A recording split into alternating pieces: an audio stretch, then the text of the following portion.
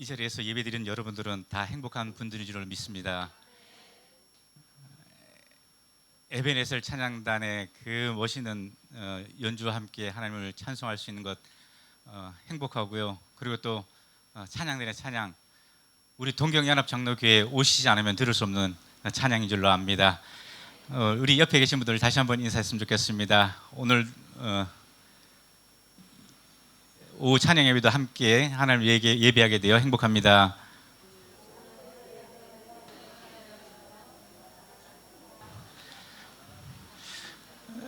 여러분 점심 맛있게 드셨죠? 아직 배고프신 분들 계세요?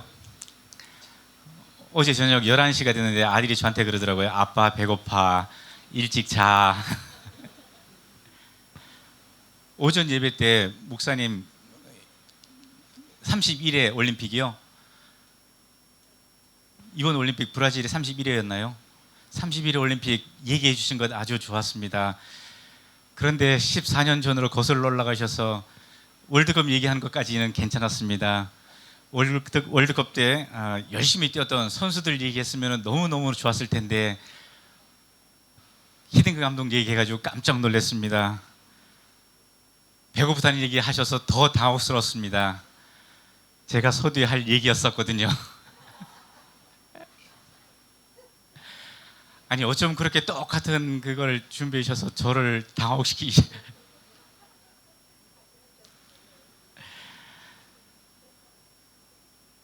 이미 다 들으셨는데 어떡하죠?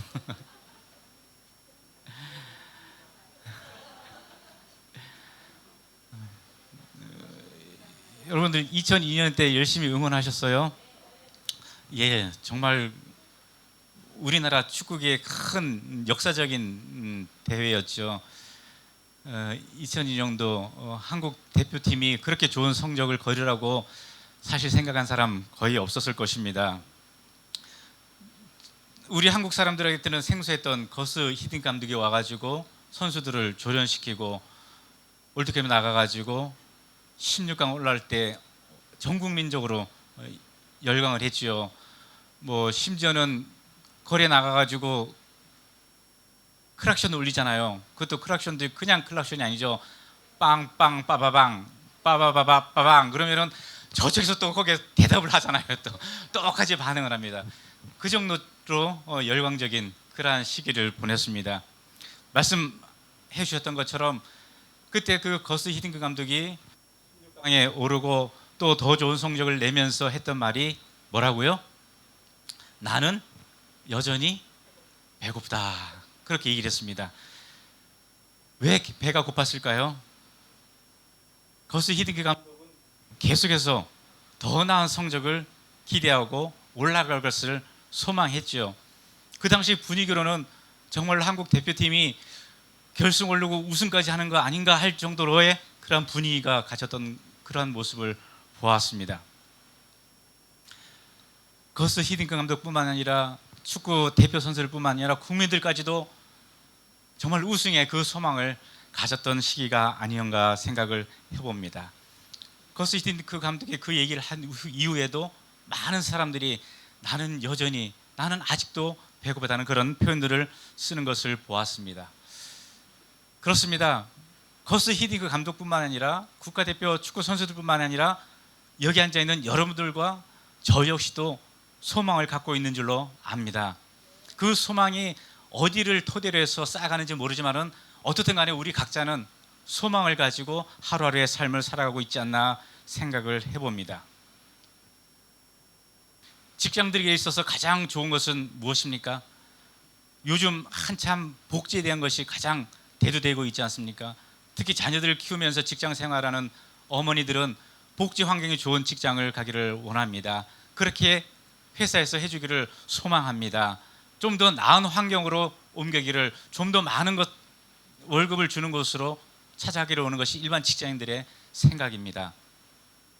몸이 불편하신 분들은 어때요? 무엇이 소망됩니까? 그렇죠, 건강입니다. 병원에 가서 의사 선생님으로부터 당신 이제 다 완치되었습니다라는 그 말을 듣는 것이 가장 큰 소망이 아닌가 생각을 해봅니다. 현재 상황이 너무 어려워요. 힘들어요. 그러면 어때요? 이 상황, 이 환경이 확 바뀌어가지고 정말로 내 앞에 대로가 뚫리는 것처럼 그러한 것들이 보여진다면 그것보다 더 큰 소망이 없을 것입니다. 우리 부모님들의 가장 큰 동일한 생각이 뭐예요?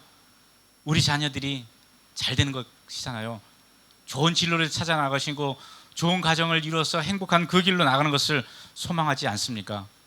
우리 에베네셀 찬양단도 어떤 소망을 갖고 있을까요? 소망 있죠? 표정을 보니까 소망이 없는 표정. 우리 에베네셀 찬양단은 악기들 통해서 아름다움으로 하나님을 찬양하기를 원하는 그 소망들이 있을 것입니다.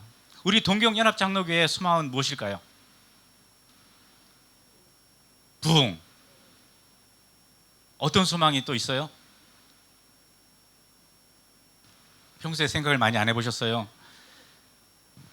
동경연합장로교회를 통한 하나님의 목적, 교회가 갖고 있는 그 목적을 위해서 세상 사람들이 우리 교회가 한 걸음 한 걸음 나아가고 있음을 나타내고 보여줌으로 인해서 하나님께 영광을 돌려가자는 그 소망이 우리 모두 가운데 있는 줄로 압니다.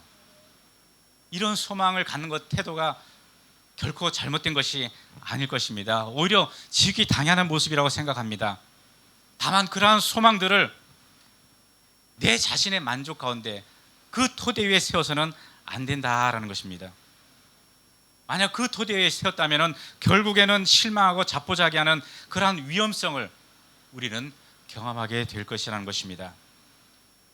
우리가 잘 아는 사도 바울 선생님을 볼까요? 그는 자신에게 그가 부딪히게 될 수많은 환경으로부터 자신의 소망을 다스린 곳으로 옮겼습니다. 자신에게 닥친 그 위험 상황에 자기의 소망을 그대로 두지 않았다는 것입니다. 위험한 환경으로부터 그 소망을 그대로 두지 않았다는 것입니다. 그리고 자신 스스로의 소망에 갇히지 않도록 그는 몸부림치는 신앙을 성경을 통해서 우리는 바라볼 수 있을 것입니다. 우리가 해야 될 것은 무엇인가? 내 소망, 내 소망의 자리에 예수님께서 우리에게 행하신 그 구원의 일, 구원의 역사, 그 진리 가운데 소망하는 법을 바울이 배웠던 것처럼 우리 역시 배우고 그것들로 세워나갈 수 있기를 간절히 소망하는 것입니다. 오늘 우리가 본 시편 42편은 43편과 같이 함께 봐야 될 그러한 내용입니다. 보니까 제목이 그렇게 되어 있습니다. 고라 자손의 맞쓰길 인도자를 따라 부르는 노래, 그렇게 되어 있습니다. 고라 자손은 어떻습니까? 민수기 26장에 보면은 고라와 무리들이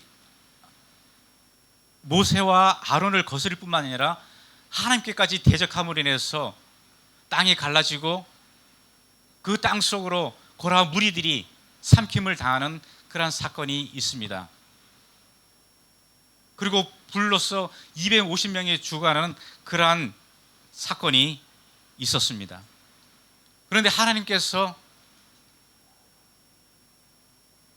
고라 자손들을 완전히 멸망시키지 않냐고 그들에게 은혜를 베풀어 주셔서 고라 자손들이 하나님을 찬송하는 그 모습을 우리는 바라볼 수 있는 것입니다.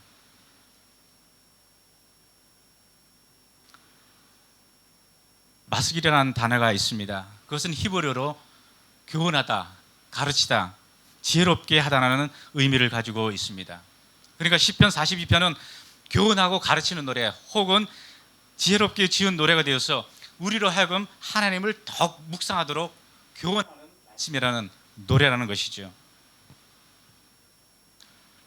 시편 42편 그렇게 시작합니다. 하나님이여 사시는 시냇물을 찾기에 갈급한 같이 내 영혼이 주를 찾기에 갈급하나이다. 시편 저자의 지금 상태가 어떤가를 보여주고 있습니다. 그는 영적으로 상당히 침체되는 그 모습을 보고 있다라는 것입니다. 그러면서 시편 기자는 자기에게 반문합니다. 내 영혼아, 내가 어찌하여 낭망하며 어찌하여 내 속에서 불안해하는가? 그것이 5절과 11절 그리고 43편 5절에 똑같이 나눈 내용입니다. 이것은 어떤 시로 볼 때 후렴적인 성격을 갖고 있습니다. 시편 저자는 이 내용을 통해서 현재 자신이 처해 있는 상황과 상태가 얼마나 애절한지를 보는 사람들에게 나타내주고 있다라는 것입니다. 시편 40편 전체를 보면은 1절과 4절 그리고 6절과 10절 그것은 얼마나 어려운 상황 가운데 있는가, 얼마나 슬픔과 절망적인 상황에 있는가라는 내용을 다루고 있고요. 그리고 5절과 11절에는 그 상황 가운데서도 우리에게 주시는 확신이 있다는 것입니다. 그것이 끝나는 것이 절망과 어려운 그 상황의 끝이 아니라 새로운 것을 바라보는 기대감이 주어진다는 것입니다. 그것을 우리에게 말씀하고 있다는 것입니다. 우리 본문 들어가서 1절을 한번 보실까요? 말씀드린 것처럼 시편 기자는 자신의 공경한 이야기를 하면서 사슴을 이야기합니다. 사슴의 상태가 어떻습니까? 메마른 광야에서 목이 말라가지고 물이 어디 있을까? 물을 찾아 헤매는 그런 모습을 보여주고 있습니다. 시편 기자의 상황이 그 목말라는 사슴과 같은 상황에 있다는 것입니다. 자신 역시도 그 물을 찾아 갈망하고 있다는 것을 보여주고 있다는 것입니다. 영적인 목마름이 어떠한지를 우리에게 알려주고 있습니다. 여러분도 그 사슴같이 그 물을 찾아 헤매고 있습니까? 영적인 목마름에 갈망하고 있습니까? 목마른 사슴에게 가장 중요한 것은 무엇입니까? 물이지요. 그렇습니다. 마찬가지로 시편 기자도 그 물을 찾아가고 있는 모습을 보여주고 있습니다. 2절에서 말씀합니다. 그 찾는 물이 무엇인가? 그 목마름, 그 갈증을 해결할 수 있는 것이 무엇인가? 내 영혼이 하나님 곧 살아계신 하나님을 갈망하나니 내가 어느 때 나가서 하나님의 얼굴을 배울까? 예배라는 것입니다. 시편 기자가 찾는 것은 예배라는 것입니다. 그 예배를 통해서 무엇을 찾는다고요? 하나님의 임재를, 하나님의 얼굴을 뵙기를 원한다는 것입니다. 그것이 시편 기자에게서 가장 갈망하는, 소망하는 것이라는 겁니다. 형식적인 예배가 아니라 오직 예배를 받으신 한 분, 그 하나님만을 갈망한다는 시편 기자의 그 간절함이 담겨 있다는 것입니다. 지난주 참 무더웠습니다. 낮 기온이 34, 35도인데 체감으로는 38, 39도 될 것 같아요. 그 밖에서 그 무더위 가운데 있다가 에어컨이 들어있는 실내로 들어갈 때 어떻습니까? 너무너무나 시원하고 너무너무나 상쾌하지 않습니까? 시원한 얼음 냉수 한 잔 마시면 어때요? 그냥 참 시원하면 그냥 온몸을 전율하지 않습니까? 시편 기자가 그렇습니다. 하나님을 배우면은, 하나님의 임재하심을 경험하면은 자기가 가졌던 그 모든 갈증이 한순간에 사실 것이라고 기대하고 있었습니다. 그러나 그 기대감이 어떻게 되겠습니까? 3절 후반절에 보니까 내 눈물이 취하로 내 음식이 되었도다. 기대가 어떻게 됐어요? 탄식으로 되었습니다. 하나님을 예배하지 못하고 하나님의 집에서 강제로 쫓겨나는 그 시간들이 시편 기자는 눈물이 날 정도로 고통의 상황이었다는 것입니다. 3절과 10절에 똑같습니다. 사람들이 종일 내게 하는 말이 내 하나님이 어디 있느뇨? 10절에 보니까 내 대적이 나를 비방하며 늘 내게 말하기를 내 하나님이 어디 있느냐?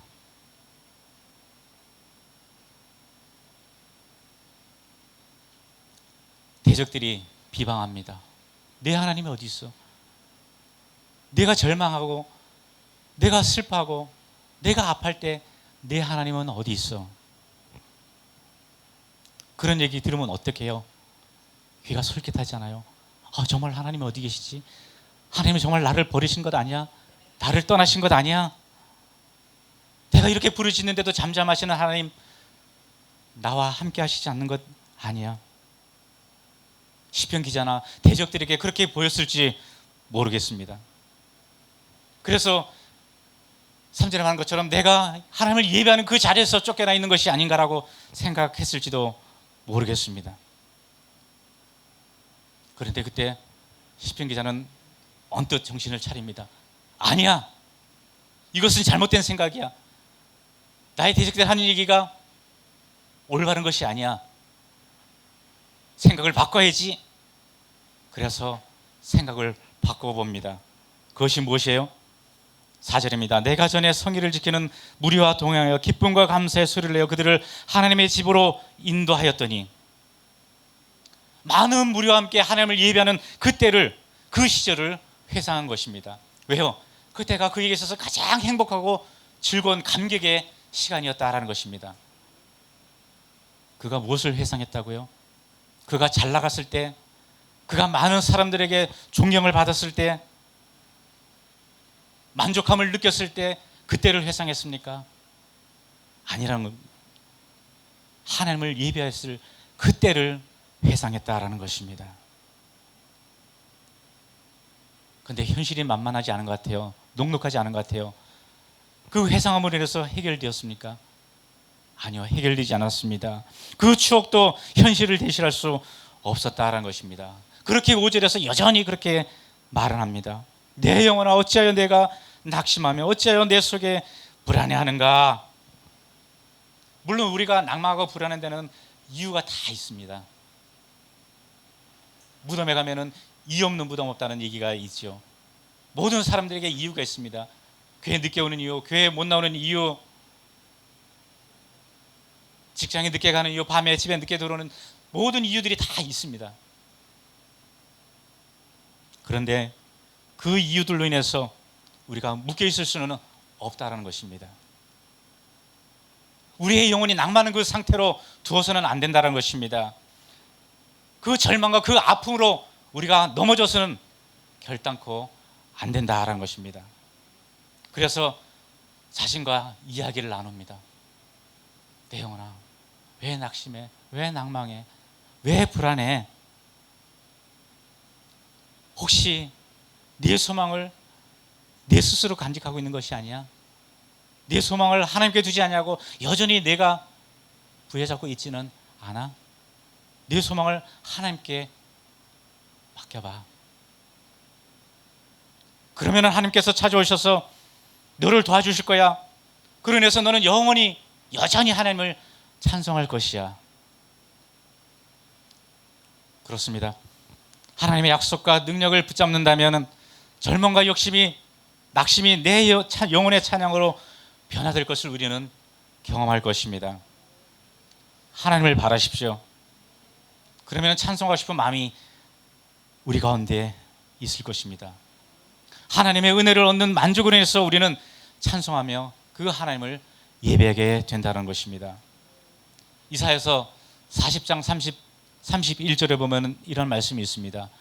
소년이라도 피곤하며 곤배하며 장정이라도 넘어지며 쓰러지되 오직 여호와를 낭만하는 자는 새 힘을 얻으리라. 육체적으로는 너무너무 힘들어요. 정말 포기하고 싶어요. 그냥 일어나지 말고 그냥 누워있고 싶어요. 쓰러져 있고 싶어요. 그렇지만은 우리의 영적으로는 새 힘을 얻을 수 있는 그 비결이 있습니다. 사도 바울이 그것을 우리에게 가르쳐주고 있습니다. 우리가 사도 바울이 겪었던 생애를 잘 알잖아요. 그는 배고픔을 겪었습니다. 감옥에 갇힘을 당했습니다. 많은 사람들로부터 중상모욕을 당했습니다. 사람들에게 거절을 당하기도 했습니다.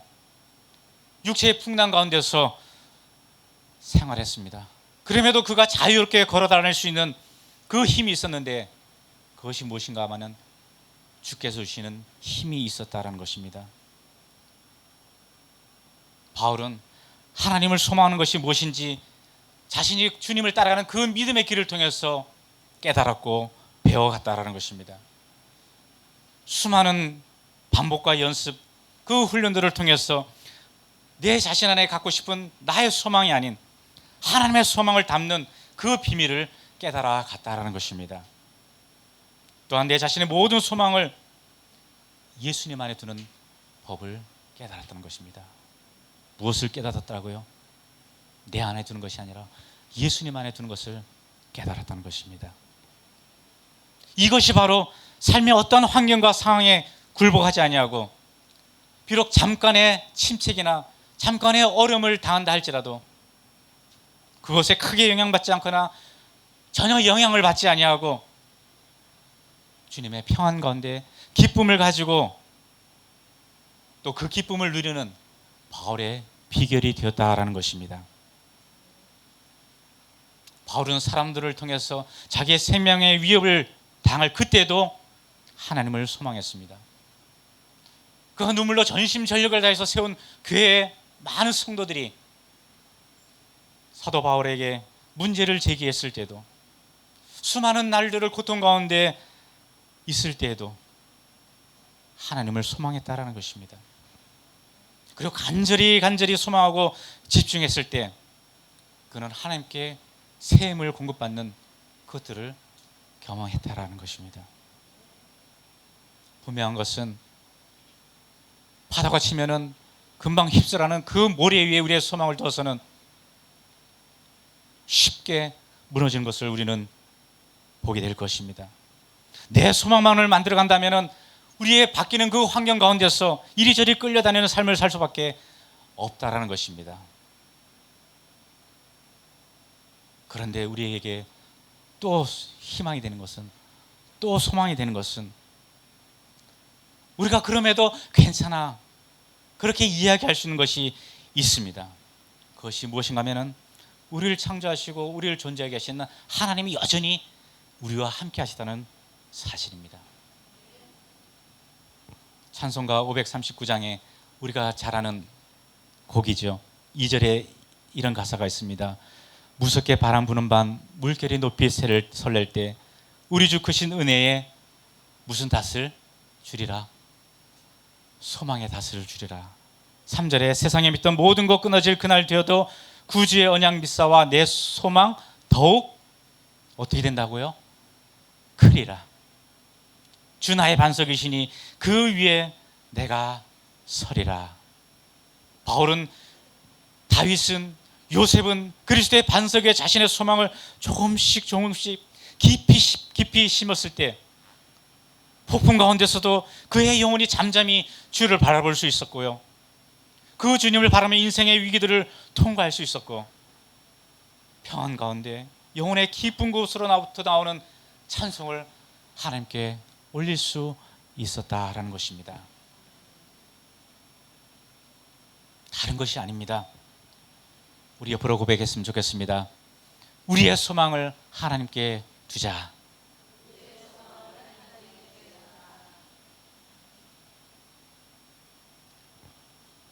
빌립보서 2장 13절, 너희 안에서 행하시는 이는 하나님이시니 자기의 기쁘신 뜻을 위하여 너희에게 소원을 두고 행하게 하신다라고 말씀하고 있습니다. 하나님의 그 행하심을 기대하면서 기다렸으면 좋겠습니다. 그리고 여러분 속에 소망을 두지 말고 하나님 안에, 주님 안에 소망을 둘 수 있기를 소망합니다. 우리에게 위로하시며 말씀합니다. 내 영혼아, 내가 어찌하여 낙심하며 어찌하여 네 속에서 불안해하는가? 너는 하나님께 소망을 두라. 하나님께 소망을 두면 그가 나타나서 너를 어떻게 하시리라? 도우시리라. 하나님께 소망을 두고 하나님의 도우심을 우리가 모두가 경험할 수 있기를 바랍니다. 그러기 위해서 우리가 여전히 계속해서 할 것이 무엇입니까? 하나님을 찬송하는 것인 줄로 믿습니다. 우리 모두의 삶이 그렇게 되기를 주님의 이름으로 축복합니다. 기도하겠습니다. 시편 기자가 영적인 침체 상황에 있을 때, 어려움과 절망과 낙심 가운데 있을 때 주를 찾는 모습을 우리에게 보여줍니다. 불안해하고 있을 때 우리가 할 것이 무엇인가 말씀하고 있습니다. 내 토대 위에 나의 소망을 쌓는 것이 아니라 주님 안에 주님의 원하시는 그 소망으로 쌓아나간 우리의 믿음의 모습 될 수 있기를 원합니다. 우리가 하나님께 소망을 둘 때 하나님께서 그대로 두지 아니하시고 우리에게 다가오시고 우리를 도우시고 우리에게 새 힘을 주셔서 일어날 수 있는, 다시 힘을 내서 걸어갈 수 있는 그 힘을 주신다고 약속해 주심을 찬송합니다. 우리에게 필요한 것은 그 하나님께 소망을 두고 그 하나님을 여전히 찬송하는 것임을, 그 하나님을 예배하는 것임을 오늘 말씀을 통해서 다시 한번 묵상합니다. 그 말씀대로 순종하며 행하는 이 자리에 있는 모든 심령들 될 수 있도록 축복하여 주옵소서. 이 한 주간 그렇게 하실 하나님을 기대하며 믿음으로 한 걸음 한 걸음 나가는 우리 동경연합장로교의 모든 성도들 될 수 있도록 인도하여 주옵소서. 에베네셀 찬양단 하나님께서 축복하여 주셔서 그 찬양으로 섬김이 생애 가운데 끝까지 이루어질 수 있도록 인도하여 주옵소서. 감사드리며 예수님 이름으로 기도합니다. 아멘.